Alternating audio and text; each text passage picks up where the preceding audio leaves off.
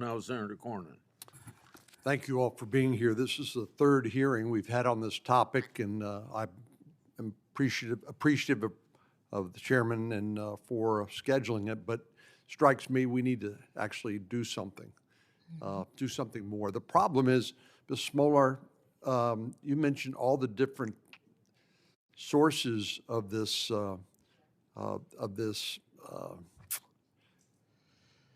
information, CSAM and others, including the dark web. But as you just said, we can't prosecute ourselves out of this. Senator Graham said, well, maybe we ought to create an opportunity to sue. But could you just briefly describe the challenges, including international sources of this information and jurisdictional and other legal constraints that make that impractical? There are a lot of challenges in handling these cases. The darknet, VPNs, the smarter, more sophisticated offenders are able to hide their identities through encryption and through VPNs. So it is a huge challenge for law enforcement to identify the perpetrators here. In addition, resources is always a problem. International offenders is an issue.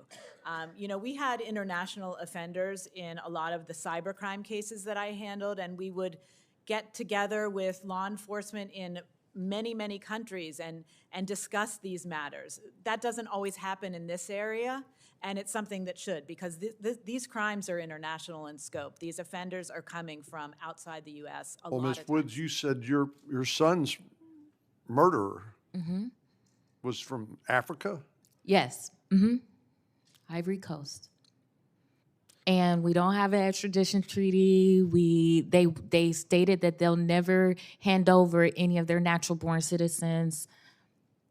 Well, it seems to me like we are trying to play catch-up, but the technology and the bad guys are outpacing us at almost every turn.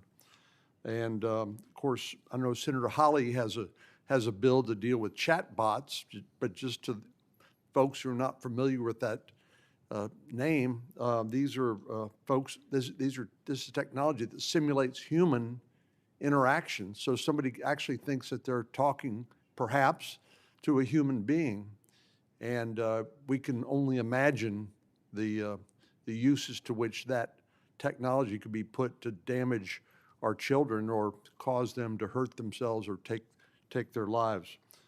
So Australia has passed a law that says that children under the age of 16 can't get access to social media accounts. What do you think about that, Ms. Woods?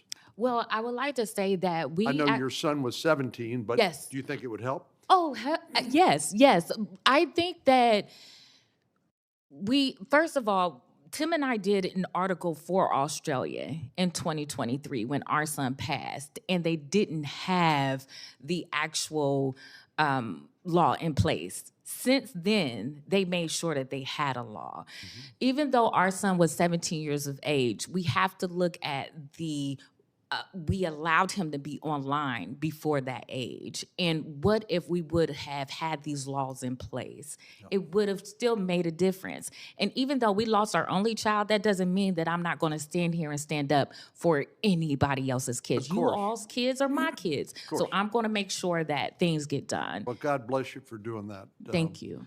Ms. Cawthorn, NCMEC has been the leader in this area. And when it comes to child exploitation, do you think that Congress should consider a law banning the use of social media for children 16 and younger? Certainly, that is one tool that would be kind of in the arsenal of being able to address this. I think we have to look at the different types of age restrictions, age assurances, age gating. There's an awful lot of complexity that goes around into that. And so we need to be able to look at ways of holding the social media companies and online platforms responsible, as well as the device or the app stores, as well as ensuring that there's better parental controls. Well, they've got technology that I just barely struggle to understand, and certainly they would be in the best position, would they not, Ms. Smolar, to to know what's happening on their own platforms? Correct, although I will state that in a lot of these crimes, the offenders will find a child, for example, on Snapchat or Instagram, but then they will move them to a different application like Signal, where we have no control over that. Ms. Coffin, if Senator Grassley will allow me, you mentioned something that intrigued me when you said some of these platforms, some of the information or some of these individuals are inciting to chaos. What did you mean by that? So they're motivated purely by a goal, not sexual exploitation of a child. They are not the traditional, pedophile that we might think about. Their goal is to cause disruption in our communities, to have us holding hearings today, talking about just how difficult it is to think about our children being harmed, for shock and for awe. And so when that is the new type of offender, we need new types of tools. Looking at the types of signals that exist on the social media platforms, the chats, how people are operating is going to be really essential to try to stay current to these kind of evolving statuses of new offenders and new motivations. Thank you. Thank you, Mr. Chairman. Thank